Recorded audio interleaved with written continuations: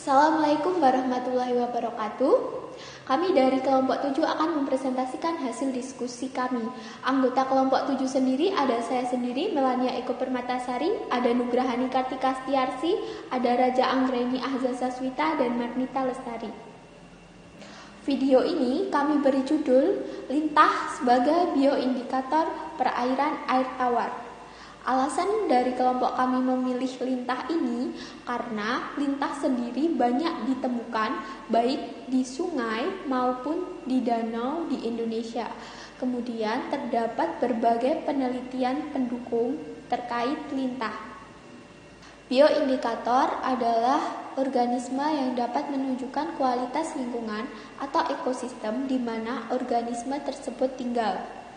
Kemudian, mengapa bioindikator penting? Bioindikator dikatakan penting karena bioindikator bertujuan untuk memonitor lingkungan, untuk memonitor biodiversitas, dan untuk memonitor ekologi. Lintah merupakan salah satu spesies dari filum Annelida yang banyak ditemukan pada lingkungan tercemar. Untuk klasifikasinya sendiri, lintah termasuk ke dalam kingdom Animalia dan masuk ke dalam filum Annelida, kelas Clitellata, dan subkelas Hirudinea.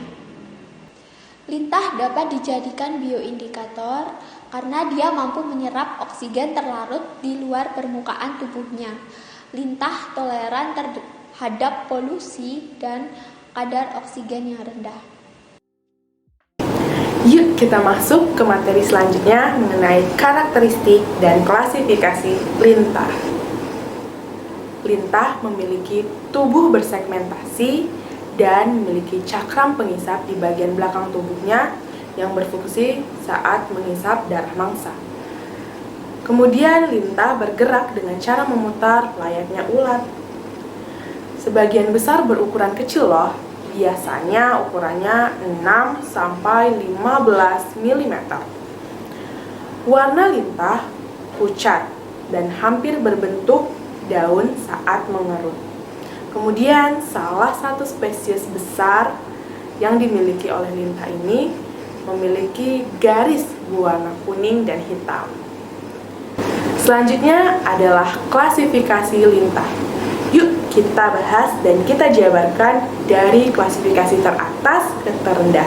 Lintah termasuk ke dalam kingdom Animalia, filum Annelida, kelas Clitellata, subkelas Hirudinea, famili Hirudinidae, dan genus Hirido. Lintah ini termasuk salah satu bioindikator untuk lingkungan sekitar kita loh. Keren ya? Selanjutnya kita akan membahas mengenai habitat dan siklus hidup lintah.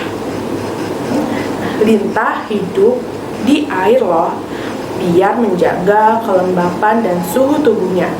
Makanya biasanya lintah itu agak berlendir. Umumnya spesies lintah dapat ditemukan di eutrofik atau di perairan yang memiliki unsur hara yang tinggi. Tapi ditemukan juga di polisaprobik dan lingkungan yang mengalami tekanan menengah dan tekanan yang tinggi loh. Nah, yang paling penting adalah lintah ini biasanya ditemukan di perairan tawar. Biasanya sih yang kita sering temui di kolam, sungai yang mengalir, dan juga danau. Selanjutnya adalah siklus hidup. Ketika lintah menemukan pasangannya dan melakukan perkawinan, nantinya lintah betina akan menempel di sebuah substrat atau benda-benda lain yang keras untuk mengeluarkan telurnya. Nah, tahu nggak sih, telur lintah ini memiliki istilah khusus loh, namanya adalah cocoon. Nah, cocoon ini akan dikeluarkan oleh lintah betina dan biasanya akan melayang di air dan akan menempel kembali ke sebuah substrat. Nah, cocoon ini akan menetas menjadi lintah muda yang kemudian tumbuh menjadi lintah dewasa. Nah, biasanya Siklus hidup lintah dari menetas hingga menjadi lintah dewasa memakan waktu 17-22 hari. Tapi, kalau lintah ini hidup di perairan yang mengalir seperti sungai, siklus hidup ini bisa berlangsung lebih cepat. Keren ya? Biomonitoring adalah upaya pemantauan kualitas air secara biologi yang dilakukan dengan melihat respon biologis organisme sebagai indikator atau bioindikator yang hidup di dalam air untuk mengontrol dan menilai perubahan kualitas lingkungan secara berulang. Baik, di sini saya akan melanjutkan menjelaskan bagaimana cara pengambilan sampel lintah. Langkah pengambilan sampel menurut Wetland Internasional Indonesia Program tahun 1996 dan Rahayu tahun 2009 yaitu yang pertama, pengambilan sampel dilakukan pada pagi hari saat tidak terjadi hujan di tempat yang sudah ditentukan dan jaring dipasang berlawanan dengan arah aliran sungai.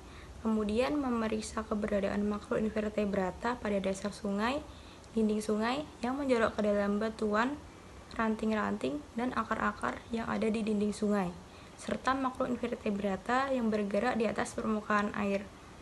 Lalu yang ketiga adalah menggerakkan batu-batu kecil yang ada di badan sungai, ranting-ranting, dan akar tumbuhan yang menggantung di tebing sungai. Kemudian yang keempat, menempatkan jaring berlawanan dengan aliran air yang dasarnya telah diaduk pada substrat bebatuan. Dan tempatkan jaring pada tempat yang mudah dijangkau dan diambil contoh invertebratanya. Yang kelima, mengembalikan ke sungai apabila ditemukan jenis hewan lain yang masuk ke dalam jaring seperti ikan dan kepiting, karena hewan yang diamati hanya dari kelompok makroinvertebrata saja. Kemudian memasukkan contoh yang diambil dari jaring ke dalam baskom dan pastikan baskom telah terdapat air sungai yang cukup untuk menampung hasil yang telah diambil. Lalu, sampel dan substrat yang telah diambil diperhatikan dengan seksama adanya sesuatu yang bergerak-gerak dan memindahkan satu binatang ke dalam mangkuk plastik kecil berwarna putih. Kemudian, mengamati dengan menggunakan kaca pembesar atau lup. Dan yang terakhir adalah mencocokkan bentuk binatang menggunakan panduan identifikasi makroinvertebrata sungai untuk mendapatkan nama binatang tersebut. Kemudian cara melakukan biomonitoring.